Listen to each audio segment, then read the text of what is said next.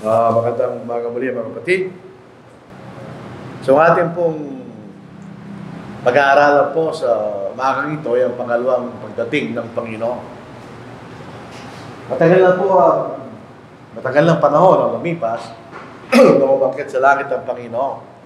So yun po ay sa kasalukuyang panahon natin na sinusunod nating petsa noong 30 AD, nung siya umakyat sa langit. So ito, 2025 na, halos 5 taon na lang, 2,000 taon na nakaraan. At maraming mga tao po sa panahon na ito, hindi na sila naniniwala na dati muli ang Panginoon. Katulad po sa Pangalang Pedro, 3 kabanata, dito po sa ika-4 o ika-4 na mga talata. Una sa lahat, dapat nyo malaman ito na sa mamuling araw ay darating ang mga manlilibak na manlilibak at malakad ayon sa kanilang sariling mga ginanasa. At pagsasabi na asahan ang pangako ng kanyang pagdating, sapagkat buhat pa nang namatay ang ating mga ninuno, nananatili ang lahat ng mga bagay na sa dati nilang kalagay mula ng pasimula ng paglalang. So maaring may mga tao na naniniwala nila, darating yan, ganyan. Kapag kaya ng ating kaisipan, ang gagawin natin ay ang ginagawa lang sa kalibutan. Kaya magpakasaya tayo uminom, at kumain, bukas tayo mamamatay, ganyan. Pero ang makikita natin, ang Panginoon ay darating. Unang-una, ito yung pinangako niya na si darating, di ba? Kasi po natin ang mga talata na nagsasabi sa atin na ang Panginoon ay darating muli. Hindi malalaman po natin sa ating pag-aaral, hindi natin alam kailan. Pero siya ay darating. Dahil lang siya umakyat sa langit. Actually, at ang mga apostol ay nakatingin sa ating Panginoon. May 2 tao na nakatayo kasama nila na may suot na puti na sabi niya, mga lalaki ng Galilee, bakit kayo tumitingin sa langit? Kanya. Itong Isus na ito na kinuha sa inyo patungo sa langit, ay darating din sa ganong paraan kung paano siya nakitang umakyat sa langit kanya. So, dito po ay isang katunayan na ang Panginoon ay darating. Kasi sabi niya, will so come in like manner kanya. Dito natin makikita ang Panginoon, hindi na siya tutungtong sa lupa. Kung paano siya umakyat sa langit, sinasa alapa. Doon din natin siya makikita kanya pagdating niya muli. Pero ang point dito, say darating sa ganting paraan. So will come in like manner. Sabi rito ng saklat ng mga gawa. Sa John chapter 14 verse 1, sa mismo nagsabi, ako'y darating.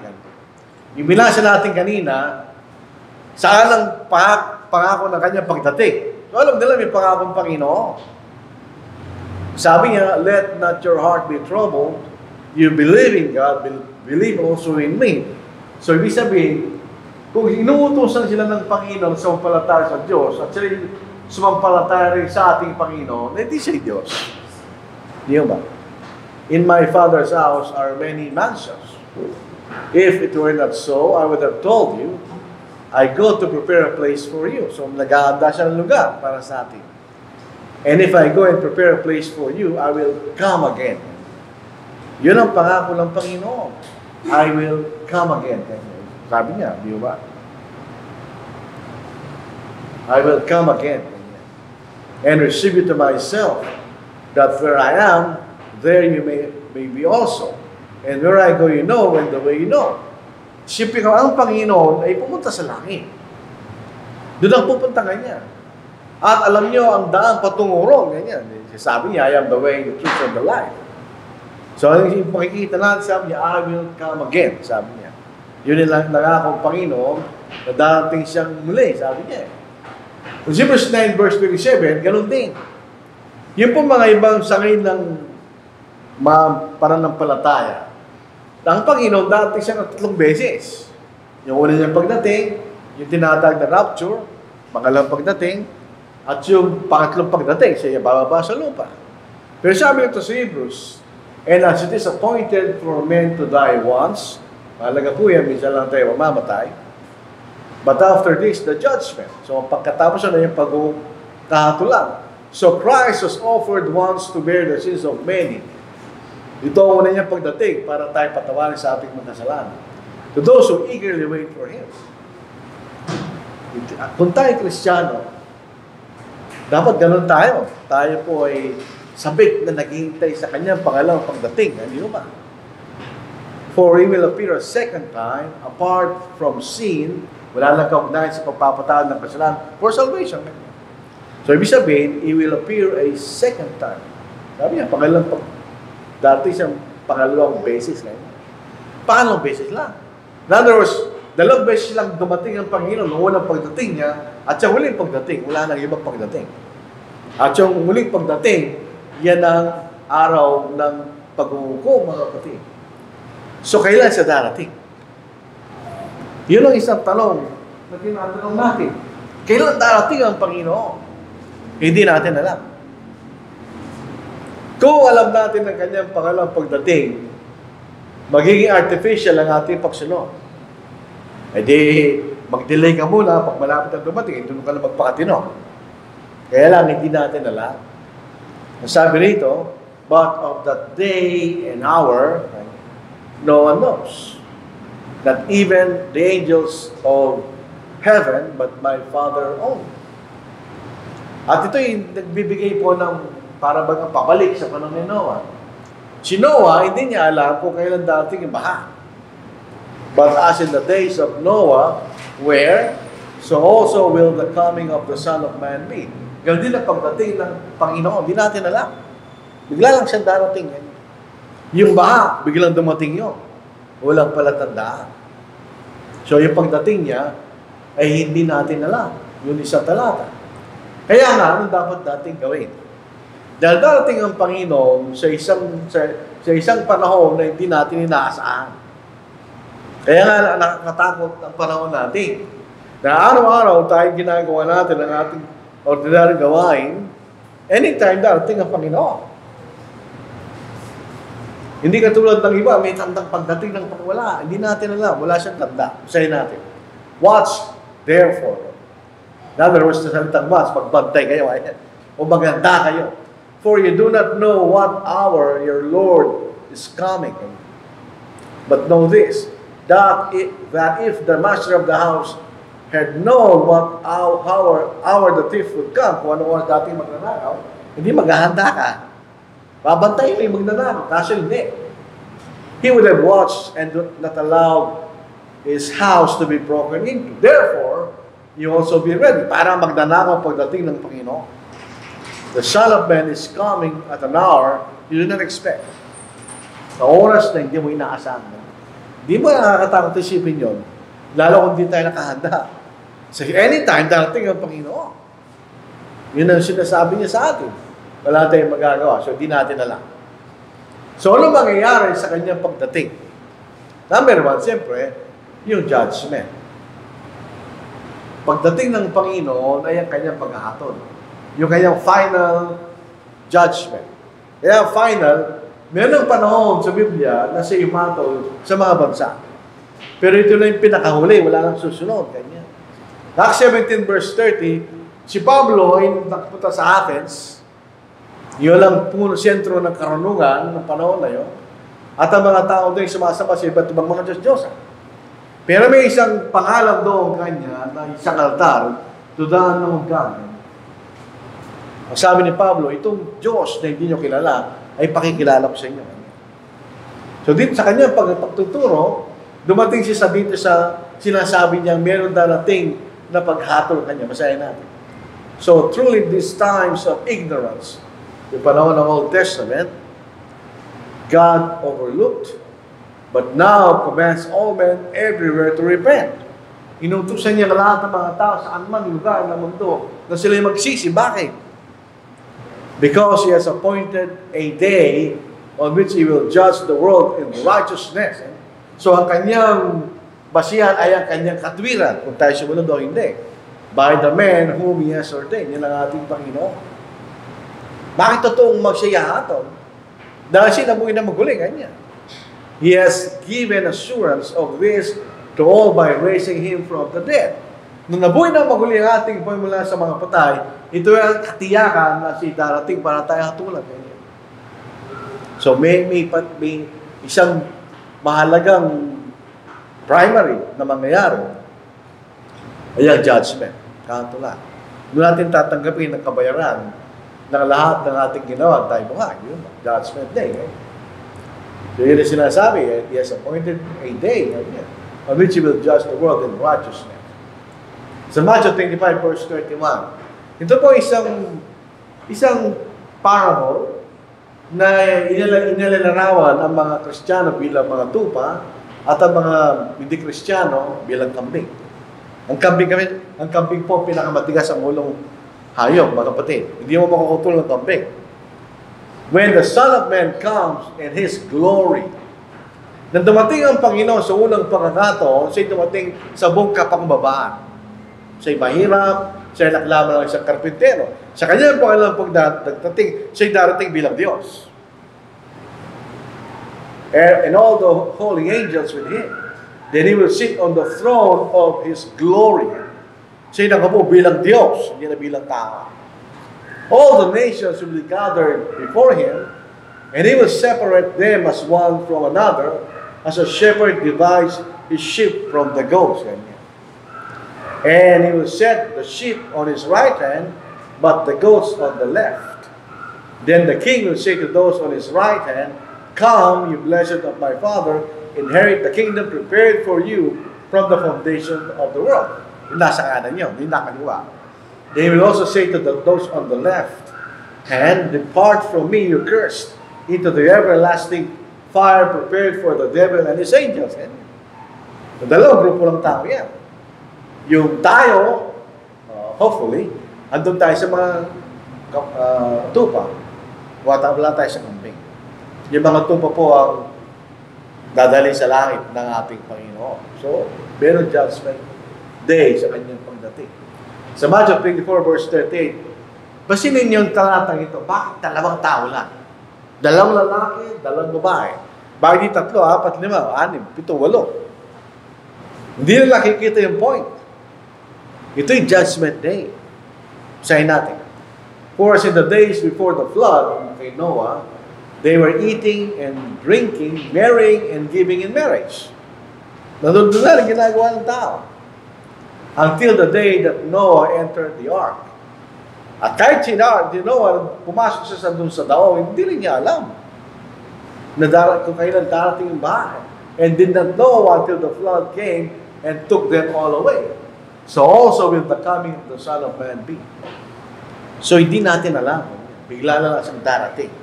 Ito yung 40 at 41, ito yung tinuturo ng mga premillennialists doon sa katuruan na rapture nila. Pero hindi rapture yan, hindi judgment day. Ba't dalawa? Then 2 men will be in the field, one will be taken, and the other left. 2 women will be grinding at the mill, one will be taken, and the other left. Ano ibig sabihin? Yung isang lalaki, yan ay isang Kristiyano. Dadali siya ng Panginoon sa langit. Yung isang maiiwan, dadali sa impyerno yun. Dalawang babae, sa Kristiyano siya hindi. Isang Kristiyano dapat madadali ng Panginoon sa langit. Yung isa'y maiiwan, dadali sa impyerno kanya. Yun ang ibig sabihin ng talata. Kaya nga, what's therefore, for you do not know what hour your Lord is coming. Hindi rapture yan. You need final judgment. Dalawa lang ang klase ng tao sa Diyos eh. Kristiyano at hindi Kristiyano. Kung ikay malaki Kristiyano, dadali ka ng Panginoon sa langit. Kung hindi ka Kristiyano, may iwan ka, dadali ka sa impyerno. Yun lang ibig sabihin. No? So, merong araw ng, ito'y araw ng pag-uukom, judgment. Ano ang basihan? Yung katwiran ng Diyos. Yung mga bagay na ginawa natin sa ating katawan. For we must all appear before the judgment seat of Christ. That each one may receive the things done in the body according to what he has done, whether good or bad. Yun ang magiging basihan. Kung anong ginawa natin nung tayo buhay sa ating katawan. Yun ang makikita natin. Pangalawa, resurrection from the dead. Ito pong katawan natin, pag inilibing, mabubulok. Pero pagdating ng Panginoon, tayo mabubuhay na magulik kung patay tayo, no? Yan ang isang mangyayari. Kasi hindi pwedeng hatol ng Panginoon na yung iba patay pa. Bubuhayin niya muli lahat ng tao para hatulan sila. Dito sa 1 Corinthians 15 verse 20, ang pinag-uusapan dyan ay ang pagkabuhay na maguli. So paano mangyayari kanya? But now Christ is risen from the dead. Siya ang pinakaulang buhay niya. And has become the first fruits of those who have fallen asleep. Yung salitang first fruits, galing sa Old Testament yan, yung pangulang buhay niya. For since by man came death, yan si Adam, yan nagkaroon tayo physical na kamatayan. For as in Adam all die, even so in Christ all shall be made alive. So mabuhay tayo maguli. Masama, mabuti. But each one is in his own order. Christ the first fruits, ang walang bunga. Afterward, those who are Christ at His coming. The last enemy that will be destroyed is death. So pagdating ng Panginoon, lahat ay mabubuhay na maguli. So kung ikay patay sa panahon na yun, ikay mabubuhay na maguli, kanya. Hindi ka na mamamatay, mabubuhay kang maguli upang hindi ka na mamatay. So ano klaseng katawan meron tayo? Sa araw ng paghukom, sinabi lang sa atin kung anong katawan. Hindi sinabi kung anong itsura natin, hindi ko alam. Kung ganito pa rin itsura natin o hindi ko alam. Alam lang natin yung sinabi sa Biblia. Yung katawan natin ngayon nabubulok. Yung katawan sa pagkabuhay na maguli, wala nang kabulukan at wala nang kamatayan. Imagine niyo yun. Pupunta ka sa impyerno, yung katawan hindi na mabubulok at hindi ka na mamamatay. Sabi rito, now this I say, brethren, that flesh and blood cannot inherit the kingdom of God. Sa ating katawan, hindi tayo pwede makating sa langit. Dahil yung isang spiritual na lugar. Itong katawan natin ito ay nag-design sa isang physical na lugar, tulad ng lupa. O nor does corruption inherit incorruption. So yung bulok na katawan, hindi siya pwedeng pumunta sa langit. Amen. Behold, I tell you a mystery, we shall not all sleep. Hindi tayo lahat mamamatay kanya sa pagdating ng Panginoon. But we shall all be changed. Yung buhay at patay, magbabago kanya. In a moment, in the twinkling of an eye, ganun kabilis. Kung lalo yung ng camera, ganun kabilis. At the last trumpet, for the trumpet will sound, and the dead will be raised incorruptible. Wala na tayong kabulukan. And we shall all be changed. Magbabago tayo lahat. For this corruptible must put on incorruption, and this mortal must put on immorality. So yung katawan natin, hindi na mabubulok at hindi rin mamamatay. When this corruptible is put on incorruption, and this mortal is put on immortality, then shall be brought to pass the saying that is written, death is swallowed up in victory. Wala na sa kamatayan. So sa pangalang pagdating ng Panginoon, magagapi kamatayan. Dahil sa kasalanan ni Adam, nagkaroon tayo ng physical na kamatayan, magwawag yung Panginoon doon. Wala nang kamatayan ng lahat ng mga tao. Tayo magkakaroon ng katawan na hindi na mabubulok. Ito pong 1 Thessalonians 4:13, ang context nito. Dahil hindi pa buo ang kaalaman ng mga kapatid. Paunti-unti pa lang na ipinakilala ang totohanan. Meron siya lang concern. Ang concern ng mga kapatid, paano yung mga kapatid na patay na pag dumating ang Panginoon? Ano ang mangyayari sa kanila? Yun ang concern nila. Dahil, tignan yung salita. But I do not want you to be ignorant. Hindi pa nila alam. Brethren, concerning those who have fallen asleep, yung mga namatay na. Lest you sorrow as others who have no hope. Siyempre kung mayroon kang mahal sa buhay na namatay na Kristiyano at hindi na siya mabubuhin na maguli, ikay malulungkot. Yung gano'n ang kanilang pakiramdam. Kaya tinuro ito ni Pablo kanya. Huwag kayong mag-alala kanya. Meron tayong pag-asa. Hindi katulad ng hindi Kristiyano na namatay, wala siyang pag-asa. Pero yung isang Kristiyano na namatay, meron tayong pag-asa. Kanya ng pag-asa natin. For if you believe that Jesus died and rose again, kung naniniwala natin siya nabuhay, namatay at nabuhay na maguli, even so God will bring with Him those who sleep in Jesus. Kung nakita si Kristo yung namatay, nabuhay na maguli, kanya, ganyan din ang gagawin ng Panginoon sa mga patay na. Na mga Kristiyano pagdating niya kanya.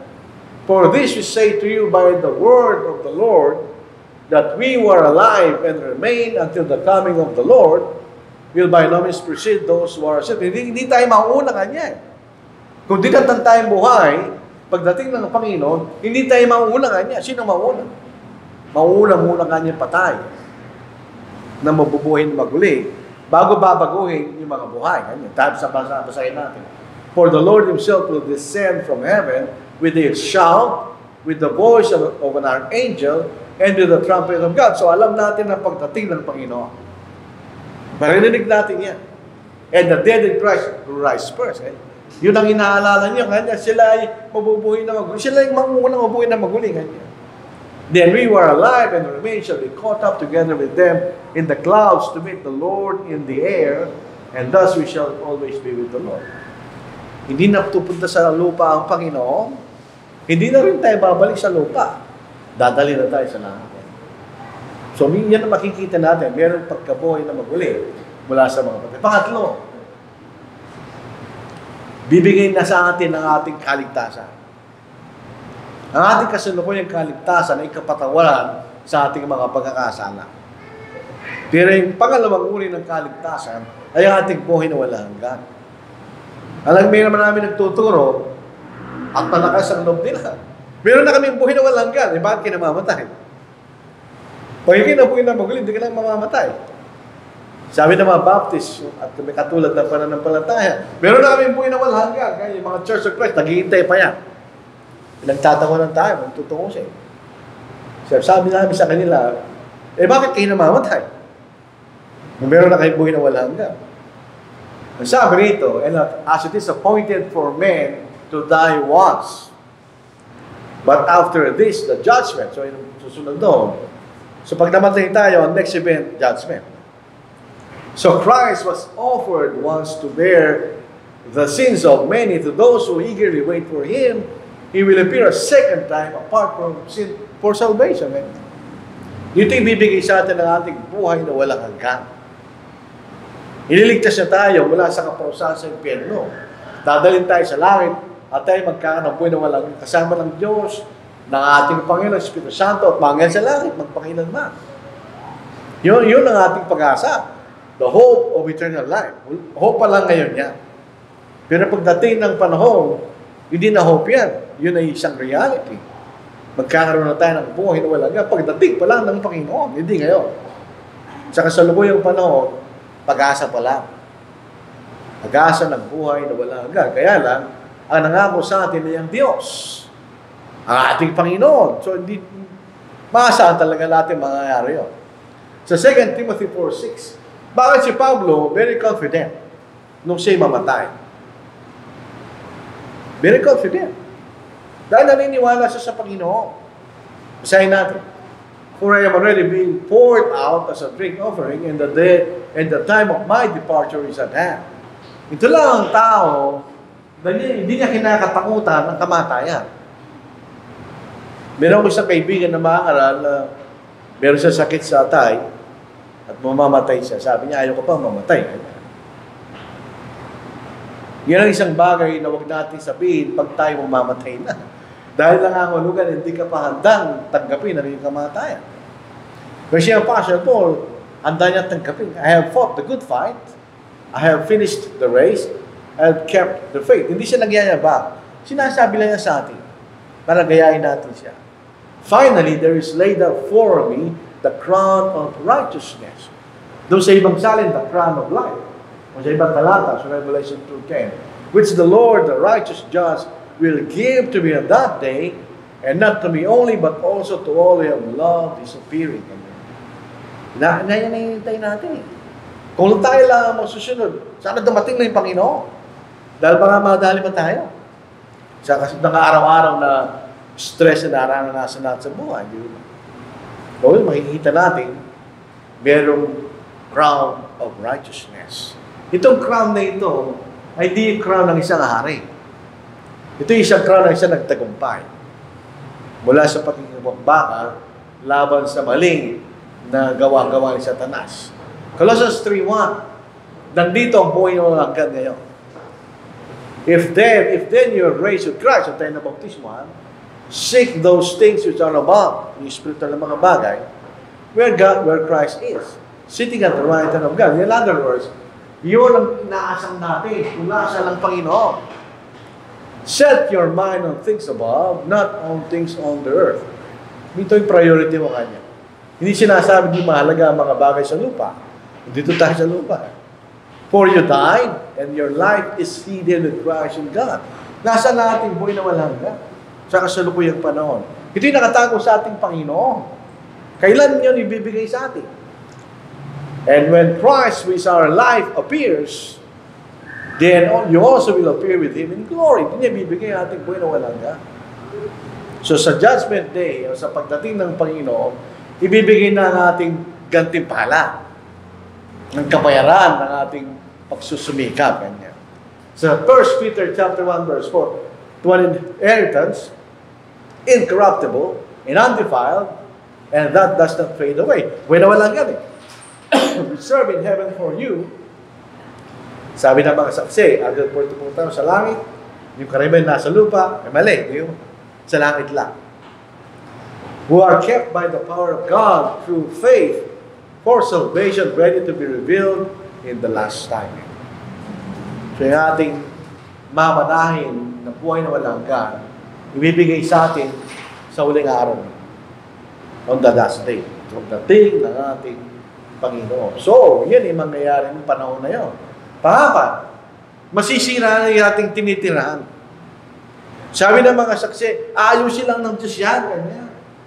Hindi. Sisirain ng Panginoon. Yung nilalang niya. Nung una. Sa Genesis chapter 1 verse 1, and God, in the beginning, God created the heavens and the earth. Ganyan. Itong lahat ng nilalang na yun, gigibahin niya sa kanyang pangalang pagdating. Dahil hindi na natin kailangan. Yung mga hindi maliligtas, dadalhin sa impyerno. Yung maliligtas, dadalhin sa anong gagawin niya rito? Sisirain na niya lahat ng kanyang nilalangan. Biglang nga, basahin po natin. But the day of the Lord, pag nababasa natin po yung day of the Lord sa Biblia, ito is a judgment day. Will come as a thief in the night. Kaya nga po, biglaan yan eh. In which the heavens will pass away with a great noise. So hindi natin hindi pwede hindi makikita yan at maririnig. And the elements will melt with fervent heat. Both the earth and the works that are in it will be burned out. Saan sila titira? Sa lupa, sabi ng mga saksi. Sisirain na ng Panginoon niya. Gigibahin niya, susunugin niya, walang matitira. Lahat ng ating pinagsikapan, lahat ng ating pag-aari, lahat ng mga nilalang ng Diyos, sisirain niya. Walang matitira. Dadalhin tayo sa langit ng Panginoon. Sa ating panibagong tirahan. Hindi sa lupa. Meron kang malit na klat, na kulay pula, maaari kang tumira sa paraiso sa lupa, magpakailanman. Hindi totoo yun. Ang paraiso ay nasa langit. Yung lagan ay niyanda sa atin ng Panginoon. At ito na katapusan ng pag-ahari ng ating Panginoon. Yung mga premillennialists, sabi nila, pagdating muli ng Panginoon, siya'y mag-ahari sa lupa sa loob ng 1,000 taon. Baligtad ang sinasabi ni Pablo. Then comes the end. Yung uling pagdating ng Panginoon. When He delivers the kingdom to God the Father. Bibigyan niya ng kaharian sa Ama. Kanya. When He puts an end to all rule and all authority and power. Tandaan na sa Matthew 28 verse 18. Ibinigay na sa akin lahat ng kapamahalaan sa lupa, sa langit, at sa ibabaw ng lupa. Ibabalik niyang muli yun. Yun nasabi sa atin. For He must reign till. Pag sinabi natin until, yun ang katapusan. Till He has put all enemies under His feet. The last enemy that will be destroyed is death. So, pag nagkaroon ng pagkabuhay ng maguli, hindi nahari ang Panginoon. Ibibigyan na ang pagkaharian sa Ama. So, mali sinasabi nila, baliktad. Hindi na magiging hari ang Panginoon. Ibibigyan na niya sa kanyang Ama. So, yan din ang mangyayari doon sa pagdating ng Panginoon. At ito, katapusan, Satanas. Si Satanas, alam niya ito darating sa kanya. At wala siyang pag-asa. Dahil si Satanas, hindi naman siya naniniwala sa Diyos. Hindi siya naniniwala sa ating Panginoon. O naniniwala sa may Diyos at may Panginoon. Pero hindi naman siya sumusunod. Kaya hindi siya nagtunay na naniniwala. Ano ang mangyayari sa Diablo? Sabi nila, siyang hari sa impyerno. Hindi totoo yun. Siya yung unang ibubuli doon. Siya yung kauna-una mapaparusahan sa impyerno. Hindi siya hari doon. Basahin po natin, the devil, Diabolos. So pag nagbumura yung mga kapapangan, Diabolos ka kanya. Ang ibig sabihin, parang ang Diablo kanya. Who deceived them was cast into the lake of fire and brimstone where the beast and the false prophet are. Babalik ka sa Revelation 13. And they will be tormented day and night forever and ever. So yung katapusan ni Satanas. Yan ang sinasabi ng mga demons na sumupunta sa katawan ng mga tao sa panahon ng Panginoon. Bakit ka kanina nandito, anak ng Diyos, ganyan. Wala pa yung oras namin, ganyan. Ano yung oras nila? Pag sila'y dadalhin sa impyerno. So sa araw ng pagdating ng Panginoon, dadalhin na sa impyerno ang Satanas at ang kanyang mga alagad. At dito sa Revelation 20 verse 13, 14, wala lang kamatayan. So yung Hades, dadalhin na rin sa impyerno kanya. The sea gave up the dead were in it. The death and Hades delivered up the dead were in them, and they were judged, each one according to his work. Then death and Hades were cast into the lake of fire. This is the second death. Kung ikay nasa Hades na pagdurusa, pupunta ka sa impyerno. So wala lang Hades doon, wala na rin kasi kamatayan, mga kapatid. So, ang malungkot po dito, talaga malungkot. Yung mga tao umaasa na sila'y maliligtas. Dahil sa gumagawa siya ng mga bagay na hindi pinag-utos ng Panginoon, they will be disappointed. Dito yung panahon na tayo po yung mabibindicate. Dahil po tayo nagsumikap na ituro ang katotohanan. At nagsumikap tayo mamuhay ayon sa katotohanan. Yung mga nagmamarunong, madidisappoint sila. Basahin po natin. Not everyone who says to me, Lord, Lord, shall enter the kingdom of heaven, but he who does the will of my Father in heaven. Yun ang maliligtas. Pero sa araw na yun, many will say to me in that day, judgment day, Lord, Lord, have we not prophesied in your name? Ganyan. Cast out demons in your name, and done many wonders in your name. Ganyan. So by necessary interest, may panahon na may ganon. Yung panahon ng spiritual gifts. Pero tapos na yung panahon na yun. Judgment day na ito eh. At nagpapatuloy pa rin lang ginagawa yun. Kawawa po yung membro ng Pentecostal, born again, charismatic, magkakabahan ka dito. Kung sa araw ng paghukom, ginagawa mo pa rin yun. Natapos, matagal ang tapos. Hindi ka maliligtas. Bisahin yun, susunod. And then I will declare to them, I never knew you. Depart from me, you practice lawlessness. Tatagalan po, gumagawa ng katampalasan. Ang talagang sali niya, lawlessness. Ito po ay opposite nung sa taas. Sa taas, ikay sumusunod, so you are lawful. Ito ay lawlessness. So ito'y malungkot. Marami po mga tao mabuti, mga seryoso mga tao, na naniniwala sa mga bagay na yan. Pero ang hindi nila alam, wala silang kaligtasan. Dahil hindi na pinag-utos ng Panginoon ngayon yan. At kung tayo gumagawa ng mga bagay sa pangalan ng Panginoon, pero hindi na pinag-utos, yun ay lawlessness. Hindi tatanggapin ng Panginoon yan. So anong pakiramdam mo? Ikaw ay maasa na maliligtas ka. Tapos sa judgment day, hindi ka maliligtas. There'll be a disappointment. Pero hindi tayo mag-Kristiyano, hindi tayo magiging tapat sa ating pananampalataya, and we are expected to be saved. Tapos, pagdating ng Panginoon, hindi ka maliligtas, ganyan. Disappointment din yun. So, maraming tao madi-disappoint sa Judgment Day. Pagdating po ng ating Panginoon, they will be disappointed.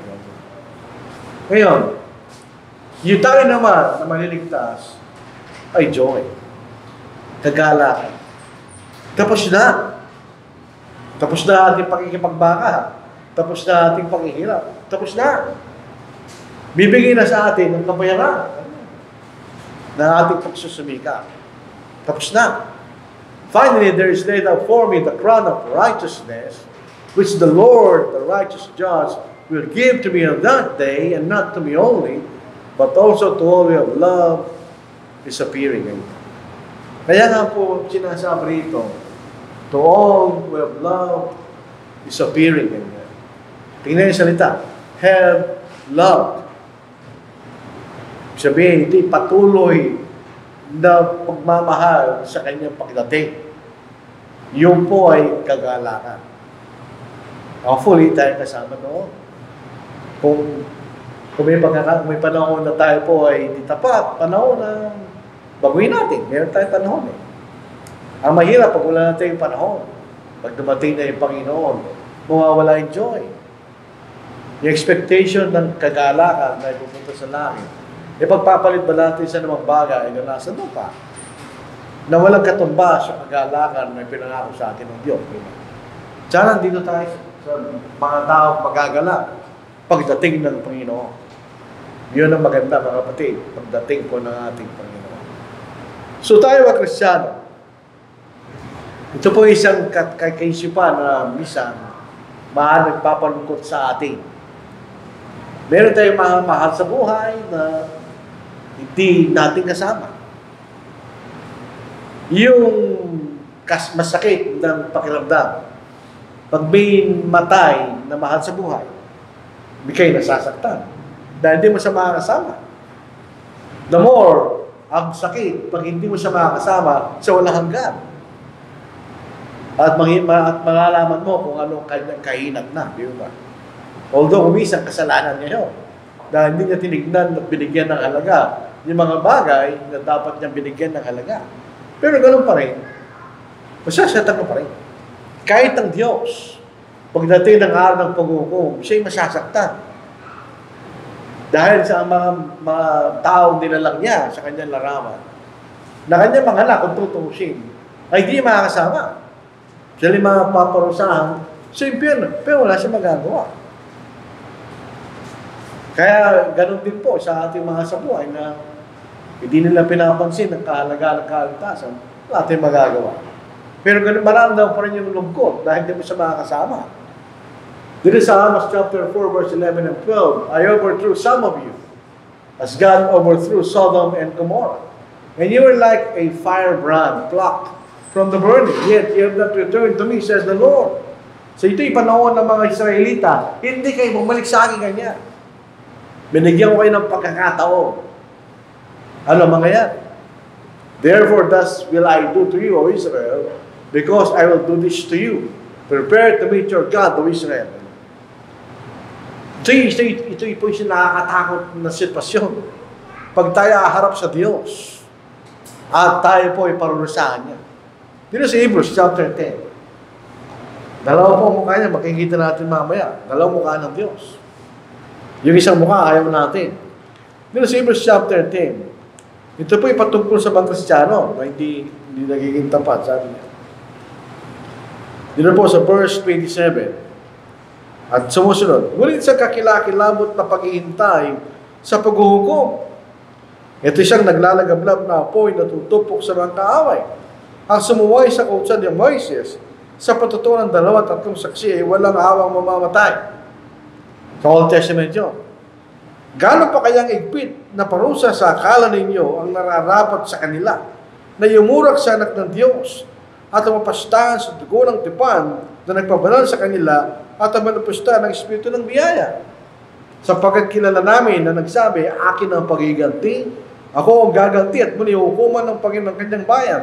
Isang kakilakilabot na bagay ang mahulog sa kamay ng Diyos na buhay. Yan ang problema no? Pag umarap tayo sa Diyos na hindi tayo kasama, doon sa maliligtas. Isang kakilakilabot na bagay ang mahulog sa kamay ng Diyos na buhay. Dalawang itsura ng Diyos eh. Pagdating ng araw. Sa Romans chapter 11 verse 22, therefore consider the goodness and severity of God. Dalawa eh. Yung kanyang kabutihan at kanyang kapagsikan. On those who fell, severity. Yung hindi kanya nagpatuloy, severity. Ito, but toward you, goodness. If, may conditioning, continue in His goodness. Otherwise, you also will be cut off. So, hindi pa tayo sigurado, mga kapatid. Kung hindi tayo magpapatuloy sa kabutihan ng Diyos, hindi tayo maliligtas. Kung goodness, ganito ang itsura makikita mo. Para severity, yun ang itsura ng Diyos. So, katanungan dyan, alam natin, darating ang Panginoon. Walang pagdududa yun. So, anong klaseng Diyos ang gusto mong harapin? Isang Diyos na mabuti at dadaling ka sa kanyang inihanda para sa atin, o isang Diyos na mabagsik na magpaparusa sa iyo. Yun ang dalawang itsura ng Diyos. Ang isabi ng iba, God is love, totoo yun. Subalit, God is love if you continue in His goodness. Pero pagsik, pag hindi ka sumunod at din nagpatuloy ka. So ito po isang bagay na alam natin na nakasulat sa Biblia. Totoo yun. Pero ito'y dapat natin pagandaan dahil hindi natin alam kung kailan natin ang Panginoon. Masusurprise tayo. Dahil ang isang dakilan, hindi tayo masusurprised kung araw-araw nakahanda tayo. Then you will not be surprised. Kaya pinag-aanda tayo ng isang pamumuhay na consistent sa kalooban ng Diyos. Kung nagkasala tayo, magsisi tayo. Magbalik tayo sa kalooban ng Diyos. Hindi pa tayo Kristiyano, darating ang Panginoon, sigurado yan. Kailangan tayo maging Kristiyano. Kailangan tayo sumunod sa kalooban ng Diyos. So sabi, ulitin natin, are you prepared to meet your God? Yung tanong po. If the answer is yes, no, o maganda na tayo ngayon. If the answer is yes, very good. Dahil yan ang inaasahan sa atin ng Diyos. So ito po ang ating mensahe sa araw na ito. So sa umagang ito, mga kapatid,